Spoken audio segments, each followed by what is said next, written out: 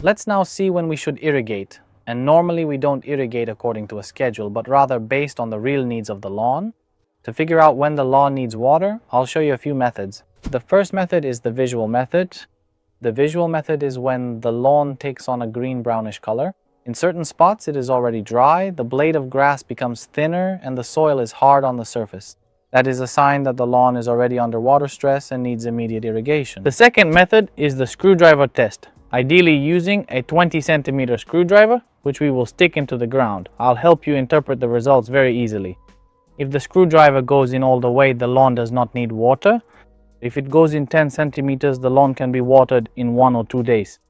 If it goes in somewhere between 0 and 5 centimeters, you can water the lawn the next day, and if it doesn't go in at all and meets resistance, then the lawn needs water immediately, but not in the evening. It can wait until the next morning, just as it was able to wait until the time of checking.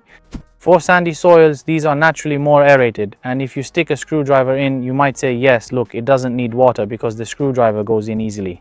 To tell very simply, a crust forms on the surface.